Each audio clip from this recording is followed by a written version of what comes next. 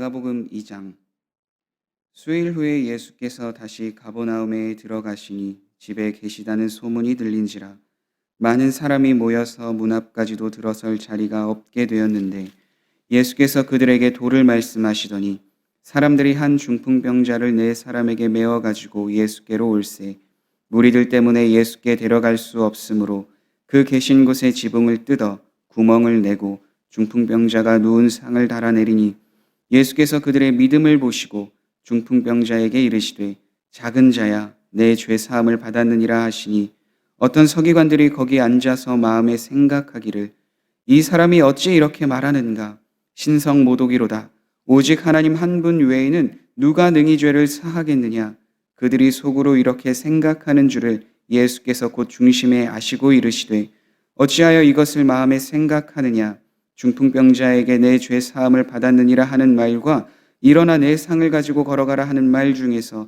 어느 것이 쉽겠느냐 그러나 인자가 땅에서 죄를 사하는 권세가 있는 줄을 너희로 알게 하려 하노라 하시고 중풍병자에게 말씀하시되 내가 내게 이르노니 일어나 내 상을 가지고 집으로 가라 하시니 그가 일어나 곧 상을 가지고 모든 사람 앞에서 나가거늘 그들이 다 놀라 하나님께 영광을 돌리며 이르되 우리가 이런 일을 도무지 보지 못하였다 하더라.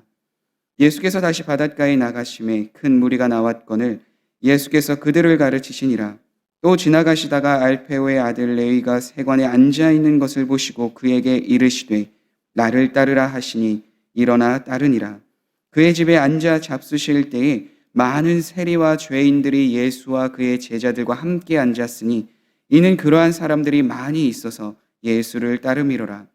바리새인의 서기관들이 예수께서 죄인 및 세리들과 함께 잡수시는 것을 보고 그의 제자들에게 이르되 어찌하여 세리 및 죄인들과 함께 먹는가?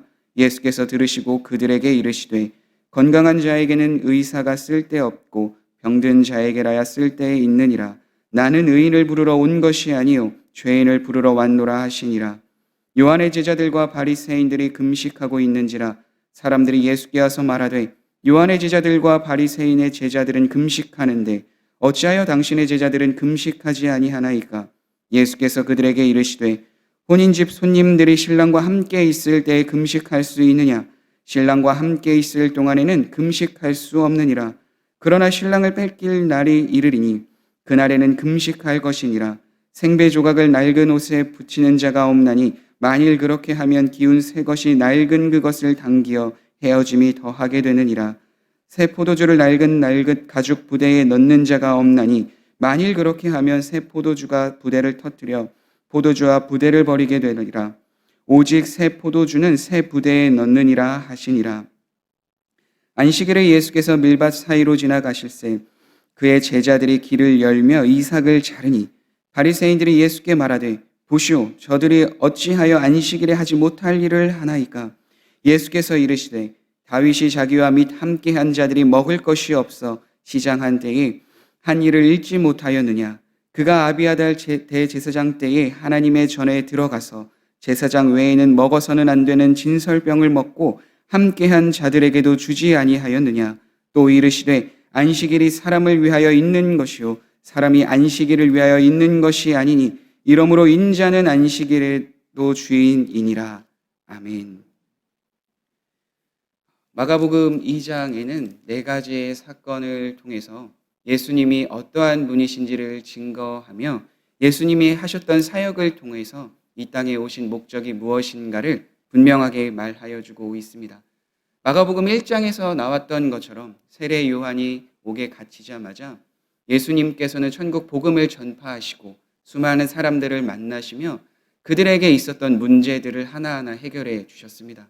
그러한 일들을 통해서 예수님을 따르는 사람들이 점점점 많아졌습니다.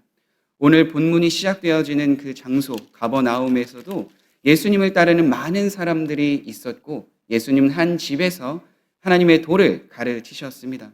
그런데 거기에는 많은 사람들이 있었는데 그 중에서도 중풍병으로 고생하고 있었던 사람과 또 그 친구들이 그 자리에 있었습니다. 그런데 그 집에 사람들이 너무나도 많아서 예수님께 다가갈 수 없자 병든 친구를 위해서 그 지붕에 구멍을 내어서 예수님께 달아내려 그 병을 치료하고자 하였습니다. 예수님께서는 그 모습을 가만히 보시며 그들의 내리는 모습과 함께 그들의 믿음을 보셨다라고 성경은 이야기하고 있습니다. 무리들 때문에 예수께 데려갈 수 없으므로 그 계신 곳에 지붕을 뜯어 구멍을 내고 중풍병자가 누운 상을 달아내리니 예수께서 그들의 믿음을 보시고 중풍병자를 포함한 친구들의 믿음을 보셨다라는 것이죠. 병을 고칠 수 있는 분이 누구신가? 바로 예수님 뿐이다 라는 것을 생각하며 믿으며 예수님께 나아왔다라는 거예요. 그들은 그런 믿음을 가지고 있었습니다. 어떠한 상황에서 특히 사람이 많다고 해서 그 자리를 가지 못한다고 해서 낙심하거나 포기하지 않았습니다. 집에 구멍을 낸다라는 것은 그 집의 모든 기물을 다시 손봐야 하며 수리해야 될 비용을 감당해야 할 만한 것을 그들은 분명히 알 수 있었습니다. 심지어 예수님께서 말씀하고 있었던 때에 많은 사람들이 예수님의 말씀을 듣고 있었던 그 상황이기 때문에 사람들의 비난도 감수받아야 했습니다. 갑자기 지붕에서 무엇인가 떨어지고 사람이 내려나가는 것을 보시며 예수님이 말씀을 중단하시고 많은 사람들의 이목이 그 사람에게 집중되었을 것이라고 생각하기 때문입니다. 그렇기 때문에 그들에게 있었던 것은 한 가지, 예수님이 내 친구, 또 예수님이 내 자신의 문제를 분명히 해결해 주실 수 있다는 그 믿음만을 가지고 그 모든 상황 안에 주님을 바라보며 나아갔던 거죠. 예수님은 그들의 믿음을 보셨을 뿐만 아니라 그들에게 있었던 문제를 해결해 주십니다. 그런데 좀 독특하게 말씀해 주셨어요. 내 병이 치료를 받았다라고 말씀해 주신 것이 아니라 중풍병자에게는 이렇게 이야기하십니다. 중풍병자에게 이르시되 작은 자야 내 죄 사함을 받았느니라. 왜 예수님께서는 그 병을 바로 치료해 주신다라고 말씀해 주시지 않고 죄 사함을 받았느니라라고 말씀해 주셨을까요? 이것에 대한 의문을 동일하게 갖고 있었던 자가 있었는데 바로 서기관들이었습니다. 하나님 외에, 하나님 한 분 외에 감히 누가 그 죄를 사하는 권세가 있을 수 있겠느냐 생각하였던 것이죠. 예수님께서는 그들의 마음을 아시고 이렇게 이야기합니다. 일어나 네 상을 가지고 걸어가라고 하는 말과 죄 사함을 받았느니라 그 말 중에서 어떤 것이 더 쉽겠느냐. 그러나 그렇게 말하는 이유는 다른 것이 아니라 인자가 땅에서 죄를 사하는 권세가 있는 줄을 알게 하기 위함이다 라고 분명하게 말씀해 주고 있습니다. 일어나 내 상을 가지고 걸어가라 라고 하는 말이 더 쉬울 수 있겠지만 내가 이 자리에 있는 이유는 내가 누구인지를 분명하게 드러내 보이기 위함인데 나에게도 동일하게 하나님과 같이 죄를 사할 수 있는 권세가 있다라는 것을 보여주기 위함이다 라는 걸 말씀해 주고 있는 것이죠. 그래서 예수님께서는 중풍병자와 그 친구들의 믿음을 보시고 그들에게 가지고 있었던 그 중풍병을 고쳐주셨습니다. 그들이 예수님을 믿었던 믿음, 그것을 보시고 고쳐주셨다는 것이죠. 그런데 병고침뿐만이 아니라 예수님이 누구신지 그들이 믿는 그 믿음을 통하여 그들 안에 있었던 근본적인 문제, 죄에 대한 문제 또한 해결해 주셨다는 것을 우리는 이 사건을 통해서 분명히 알 수 있습니다. 그래서 우리는 이 중풍병자에게 있는 그 사건을 통해서 분명하게 깨달아야 하는 것이 무엇인가? 예수님께서는 분명히 많은 사람들을 만나주시며 그들의 문제들을 하나하나 해결해 주셨습니다. 병도 고쳐주셨고 귀신 들린 사람도 고쳐주셨던 그 놀라운 능력을 가지고 계신 분이심은 분명합니다. 그런데 여기서 주목해야 하는 것은 예수님이 누구신가, 죄를 사할 수 있는 권한, 그 능력을 가지고 계신 분이시다라는 것을 우리는 분명히 믿어야 합니다. 그것을 통해서 예수님이 이 땅에 오신 이유를 우리는 분명히 알 수 있기 때문입니다. 예수님께서 이 땅에 오신 이유는 다른 것이 아닙니다. 마태복음 1장에 기록되어져 있는 것처럼 예수라는 이름에서 볼 수 있는 것처럼 자기 백성을 죄에서 구원하기 위해서 이 땅에 오셨기 때문입니다. 그래서 중풍병자 이 사건을 통해서 자신이 자기 백성의 죄를 구원하기 위해 온 분이심을 분명하게 드러내 보이신 거죠. 그래서 예수님을 믿는 사람에게는 죄 사하는 은혜를 받는 것뿐만이 아니라 자신에게 있었던 문제도 동일하게 해결받을 수 있음을 우리는 보게 됩니다. 그래서 우리는 예수님이 이 땅에 오신 이유를 분명히 알며 예수님께 나아가 우리들의 문제를 고백하며 기도하며 나아갈 때 예수님께서는 우리의 죄를 사하여 주시고 용서해 주실 뿐만 아니라 우리의 삶의 문제 또한 해결해 주실 줄 믿습니다. 그 일을 경험한 사람이 누구인가? 중풍병자뿐만이 아니라 두 번째 사건에서 등장하는 마태에게도 동일하게 나타나는 것을 보게 됩니다. 두 번째에는 예수님께서 세리였던 마태를 제자로 부르시며 그의 집에 유하는 사건을 이야기합니다. 그때 당시에 유대인들의 많은 비난을 받았던 직업이 세리라는 직업입니다. 그런데 그 세리의 직업을 갖고 있었던 마태를 제자로 부르신다? 이것은 그때 당시에 놀라운 일입니다. 예수님께서는 마태를 부르시고 그의 집에 거하면서 식사를 하셨는데 더 놀라운 것은 그 자리에 세리 마태와 그 가족 또 제자들만이 있었던 것이 아니라 많은 세리들과 죄인들이 그 자리에 있었다라는 거죠. 그리고 그 모습 안에서 예수님은 그들과 교제하시며 예수님이 오신 이유를 그들과 함께하며 나누셨습니다. 그런데 그것을 문제 삼았던 사람들이 있었어요. 중풍병자에게 있었던 사건에서 동일하게 서기관들이 그것으로 인해서 예수님께 시비를 겁니다. 예수님은 그때에 이렇게 이야기를 하십니다.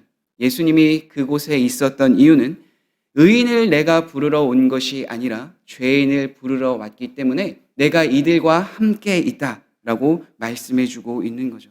이 사건을 통해서 우리가 알 수 있는 것은 자신이 의인이라 부르는 사람에게는 예수님이 필요 없다라고 생각한다라는 거죠.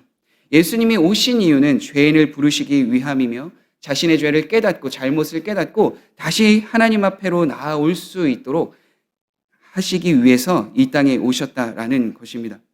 그래서 죄 사함을 받고 의롭다 여김을 받은 사람들이 예수님과 함께 할 수 있지만 자신의 죄를 돌아보지 않고 깨닫지 못하고 내가 마치 의인인 것처럼 살아가고 있는 사람들에게는 예수님이 함께 하시지만 그들이 그것을 깨닫지 못하고 예수님을 오히려 비난하고 따르지 못한다라는 것을 분명하게 말씀해 주고 있습니다.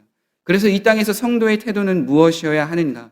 예수님께서 죄인을 불러 회개시키며 하나님의 나라에 들어가시게 하기 위한 그 일들을 행하셨던 것처럼 우리도 늘 죄인임을 기억하며 하나님의 은혜를 구하며 살아가야 한다라는 겁니다.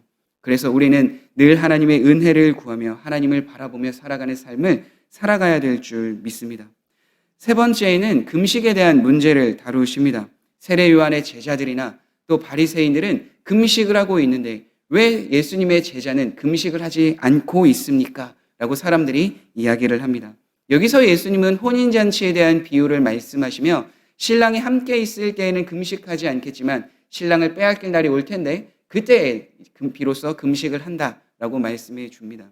여기서의 신랑은 예수님을 의미합니다.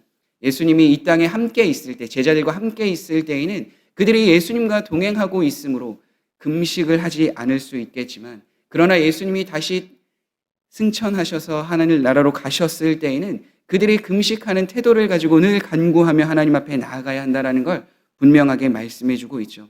그때 당시에 사람들이 그것을 이해하지 못했기 때문에 예수님은 또한 비유로 말씀해 주십니다. 낡은 포도주에 대한 비유와 그리고 헝겊에 대한 비유를 말씀하시며 너희들에 대한 틀로 이 말씀을 이해하지 말고 새로운 마음으로 이 말씀을 해석하며 받아들여라 라고 이야기를 하고 계신 거죠.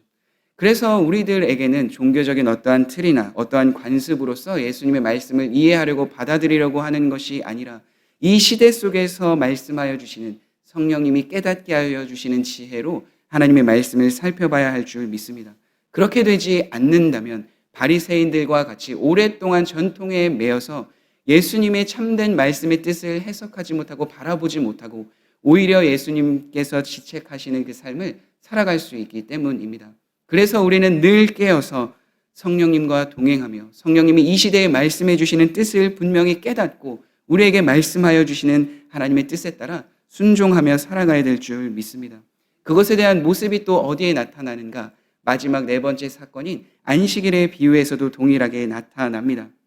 안식일에 있을 때 밀 이삭을 자르는 모습을 보고 바리새인들은 제자들에 대한 모습을 예수님께 고발합니다.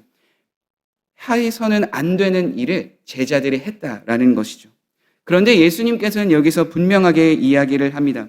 안식일은 사람을 위하여 있는 것이지 사람을 위해서 안식일이 있는 것이 아니다 라고 분명하게 말씀해 주고 있습니다. 그러면서 안식일의 주인이 누구인가? 바로 예수님이다 라는 걸 분명하게 말씀해 주고 있죠. 안식일은 사람을 위해서 제정된 날입니다. 그래서 우리들이 교회에 나와서 예배를 드리는 것도 누군가의 눈치를 보거나 교회의 어떠한 종교적인 틀을 유지하기 위해서나 그것이 우리에게 어려운 일이거나 이렇게 생각해서 지키는 것이 아닙니다. 주일을 지키는 것, 하나님을 예배하는 것, 그것은 우리들 안에 자발적인 마음으로 지켜야 하는 것입니다. 왜냐하면 그 날은 주님께서 구별하신 거룩한 날이기 때문입니다. 물론 우리는 그 안식일을 지금은 주일, 일요일 날을 행해서 지키는데요. 그 이유는 예수님께서 부활하신 날을 신약교회의 사도들과 성도들이 하나님을 예배하는 날로 지켰기 때문입니다. 그래서 우리는 오늘날에는 주일날, 그것을 안식일로 여기며 하나님 앞에 나아가고 있는데요.